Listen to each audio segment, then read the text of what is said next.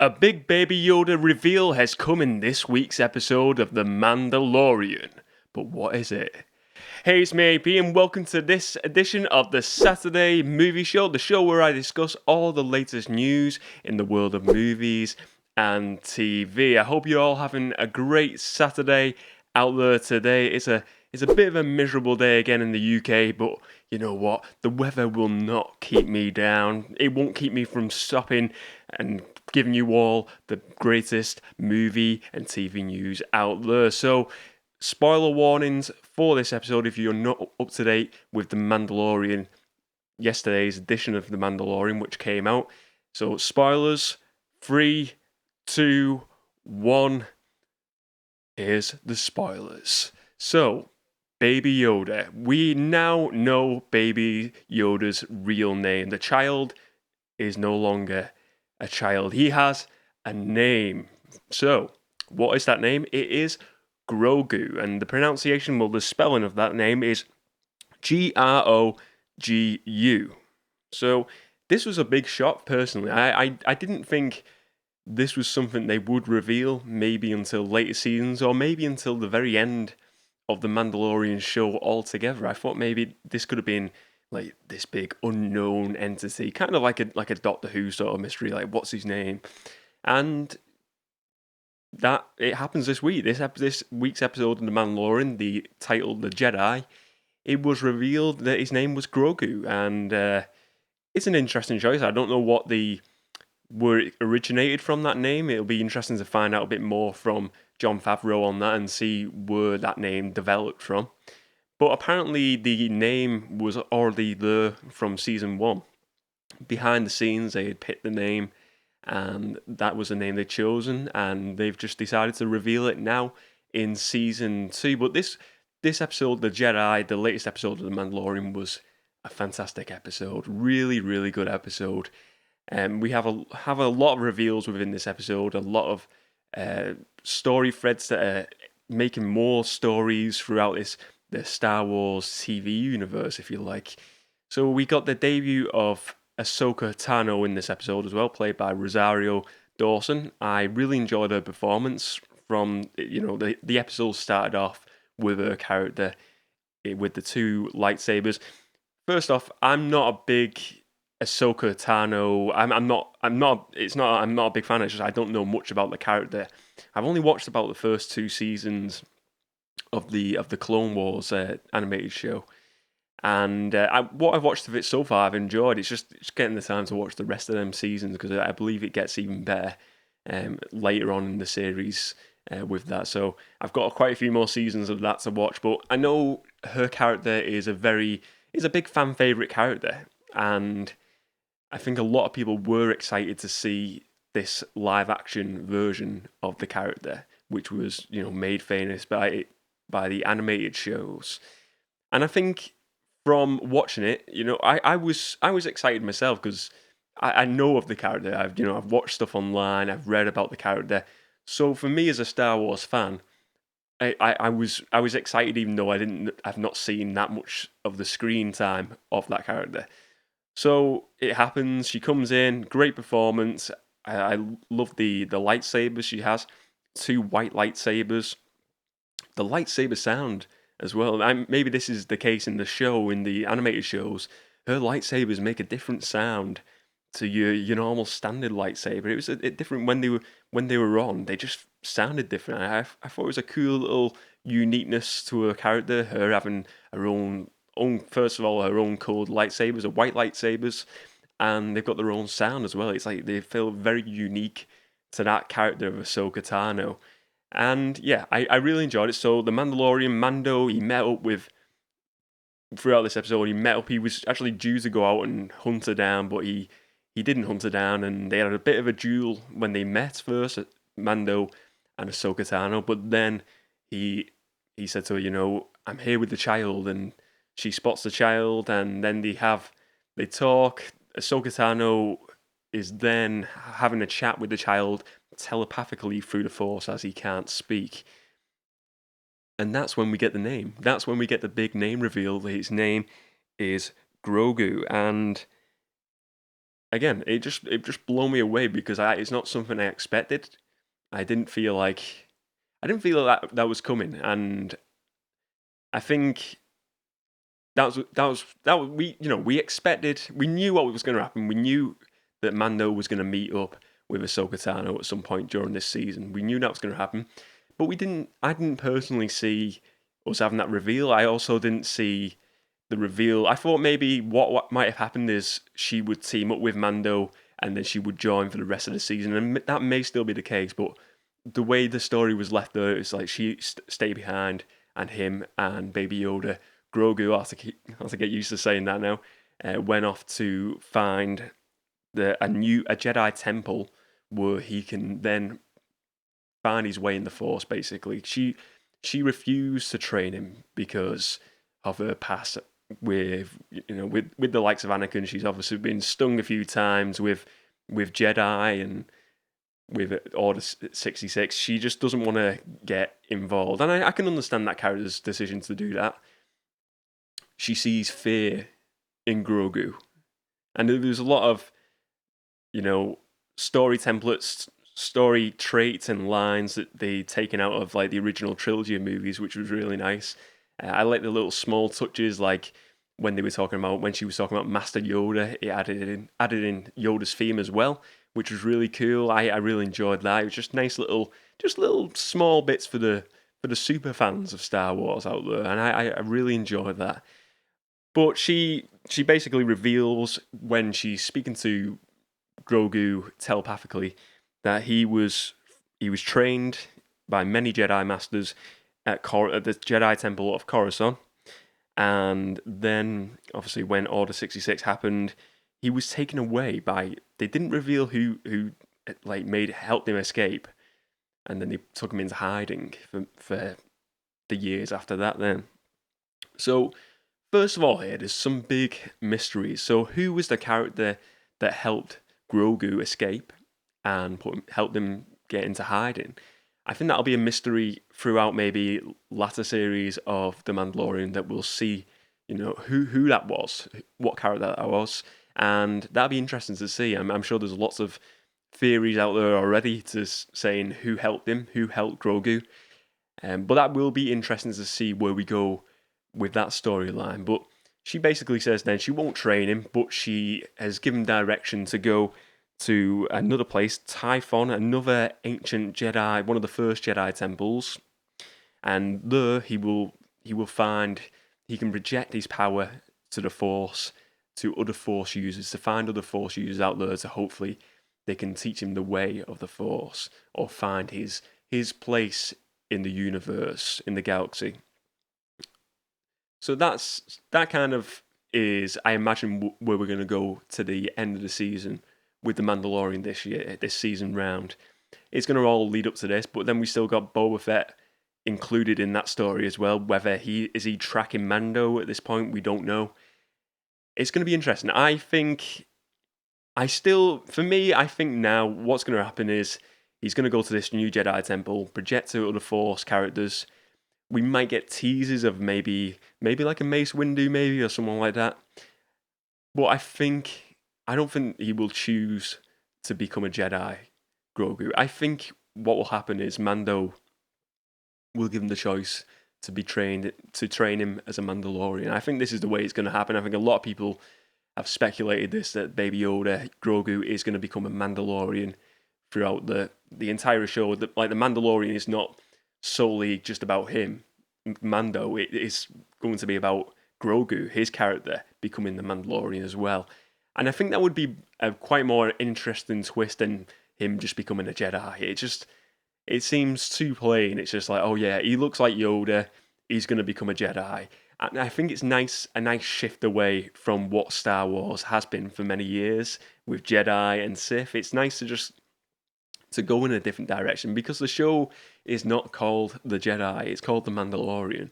So why would they train him as a Jedi? So for me, I think he will be trained as a Mandalorian. I think he'll be a Mandalorian with Force powers, he'll be Force sensitive, but I don't think he'll ever be a fully developed Jedi. I think he will always be, the story arc for his character will be him becoming an adult and becoming a Mandalorian. And I think that would be really cool. And maybe at the end of the Mandalorian show, we're going to see Baby Yoda, Grogu, wielding the dark saber, or maybe a lightsaber of his own, and maybe he's the character that sort of unites Mandalorians and Jedi, because we know in the stories that Mandalorians and Jedi have fought before. They don't like each other, but he could be like that sort of middle figure of maybe he's a hybrid. Maybe he could be a Jedi Mando. Who knows? But my bets are on that he's going to become a Mandalorian throughout the future series. We don't know how long the Mandalorian's going to last for. It could be only another show, another series. But I think Disney are now looking to, make this last as long as they possibly can. And it's a great show. I really, really enjoyed the show. And this particular episode was very, very good. It had, like, again, everyone says it's like a Western. And I really do. I get the comparison, because it feels like a Western it's like a sci-fi Western, and I like the samurai elements in this as well. Yeah, I was watching this episode, and when it was with the guy out of Terminator, is it Michael Bain? I can't pronounce his name. I can't remember his name. But the shoot off at the end of the episode, very, very Western like, and it was just so cool. And again, I've mentioned The Mandalorian before. It's just a show I really enjoy watching. I think it's a fantastic show. Jon Favreau and Dave Filoni have really created something special here with this show, and I'm excited to see what happens again, more so with the story moving forward, future episodes. But then we've got loads of teasers within this episode. So we got Ahsoka Tano, as I said. She is there's a character in this episode called the Magistrate, and she is the villain of the piece. And Ahsoka Tano basically wants to know where her master is, and her master is Grand Admiral Thrawn. That's it. That's the one. Again, I've not watched the Clone Wars or much of the Clone Wars or Rebels shows. So Grand Admiral Thrawn, he was a character from the novels, the non-canon novels, but then he's been made canon recently, and he's featured in them animated shows. And basically, his character has now been teased. We've not seen a live-action version of that character. So, will his character feature in The Mandalorian, or will his character feature in a potential Ahsoka Tano spin-off? I think there's room for Ahsoka Tano to have a TV show of her own. And I think a lot of people would really be excited for that, because you can have your gunslinger type show with The Mandalorian, and then you have your classic Jedi type show. I know she's not a Jedi per se, but she's got a lightsaber. She's a Jedi in my book. You could have that show. I think they're really making the seeds of something really good on the TV side of Star Wars now, and it's cool as well with Rosario Dawson. If you've never watched the Marvel TV shows on Netflix, she was essential to them series. With starting off with Daredevil, she featured in Iron Fist, she featured in Luke Cage. She was included in all of them. I can't remember whether she was in Jessica Jones, but that whole Defenders TV show coming together, her character was so pivotal in that. And it feels like they're maybe doing the same thing here. With Ahsoka Tano, this character is kind of going to be the Samuel L. Jackson, Nick Fury within a lot of the TV shows that they're going to do, because they will do tons more TV shows with the Star Wars with Star Wars on Disney Plus. And I want to see a TV show with her character as Ahsoka Tano. I think it would be amazing. I think it would be super impressive, and I think there's still lots of stories out there they can tell, and her character will be great. And I love the look of her character. I thought they nailed it from the animated version. I think it was really, really good. And I can't wait to see what they do moving forward, with these characters now. So we got some exciting Star Wars. I enjoyed the sequel trilogy, but this has really given me the energy of Star Wars that I really needed. That burst of Star Wars energy. I think this will make a lot of Star Wars fans who didn't like the sequel trilogies fall into that passion of Star Wars again. I think they'll have that reignite that passion for a lot of fans. This will. And it's definitely, for me, give me a massive boost for Star Wars and Disney Plus moving forward with what they're doing. So I'm going to have a quick little quick water break. It's not a coffee break today. I'm off the coffee at the moment. You know the rules. There's no editing. We drink water on this show. It's the way we go. We've got some more news today. Some top news, which has come out this week. Warner Brothers has announced that Mads Mikkelsen, another Star Wars alumni, he played Galen Erso in the Rogue One movie. More famously, the Bond villain in Casino Royale and Hannibal.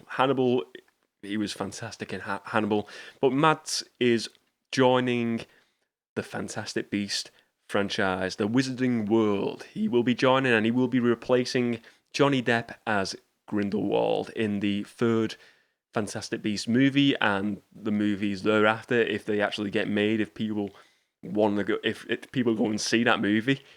I think this is a great choice. It was leaked a few weeks ago. It was rumoured heavily that he was going to be the choice to replace Johnny Depp. It still surprises me that Colin Farrell is not going to be returning in that role.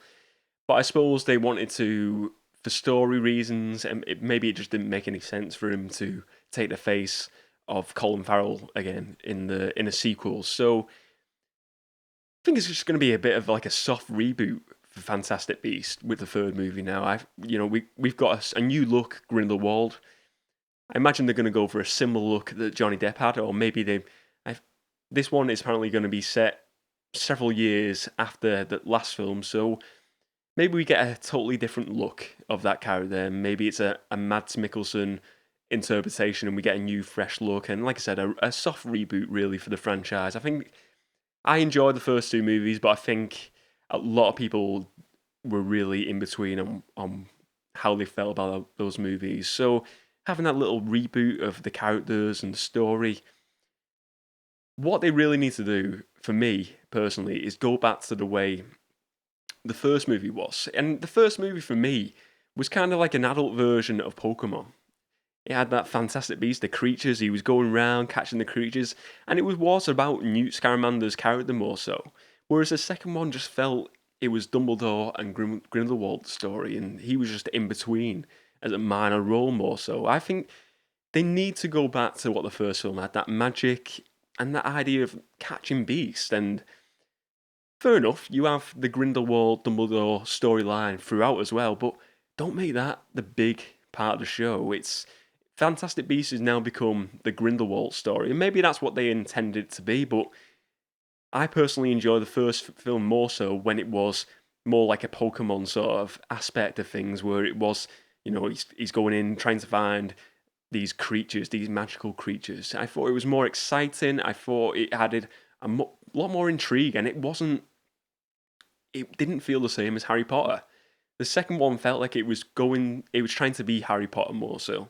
And I think that is where they went wrong with this, and they need to revert back to what the first film had. It had fresh energy, it had fresh styles of storytelling, fresh ideas, and that is what will get this franchise to being successful again, in my opinion. Some more movie news to come out this week. Empire have reported that Godzilla vs. Kong, which was, I believe, was due out for next year, and it still is scheduled for next year, but apparently now Legendary and Warner Brothers, it was a joint project, they are looking to sell this property now. They want to sell this movie because there's that many films coming out next year. It's just a stack of films because of the coronavirus pandemic. They're trying to offload that movie to a streaming service. So apparently Netflix offered them $200 million for Godzilla vs. Kong. That's a massive amount of money, but they've looked at Netflix and obviously seen that there's interest in the movie. They know it'll entice a lot more people to subscribe to Netflix as well. So we'll just leave it there for now. That is due out May 2021, and who knows what will happen? Who knows whether it will be going to Netflix? I'm sure time will tell soon, but I do hope I don't want it to be delayed. I'm looking forward to watching the Godzilla and Kong movie. I think it'll be an awesome movie. I enjoyed the Kong Skull Island movie. I thought it was great, amazing movie, and the first Godzilla was really good as well. I've not seen the second one as of yet, but I mean, Godzilla versus Kong. That sounds right up my street. Really, really does sound exciting. So last of all, I just want to talk about some of the stuff I've been watching this week, and I have watched a movie this week I never watched, and it was recommended to me years ago. Someone I used to work with said it's a really cool movie, and it's Up, the Pixar movie Up. I've listened to the soundtrack before. The soundtrack by Michael Giacchino is phenomenal, really interesting and really magical soundtrack. I watched Up and I didn't know what to expect. I love that movie. I've watched it several times since this week. I know it's a good movie and I know it's something I enjoy if I'm watching it over and over again. A really good movie. I really enjoyed that. If you've not watched Up, definitely give it a watch. And that's it. That's it for the Saturday movie show today. I hope you've enjoyed it. Let me know your thoughts on Baby Yoda's name, Grogu, and where do you think what do you think is going to happen with all these new Star Wars projects? Are we going to get a Ahsoka Tano TV show? And how is the Mandalorian going to finish this season? What are your thoughts? Let me know. And if you enjoyed this video today, please do subscribe to the channel and give the video a like as well. All your support is much appreciated. I hope you all have a lovely Saturday. Have a great day.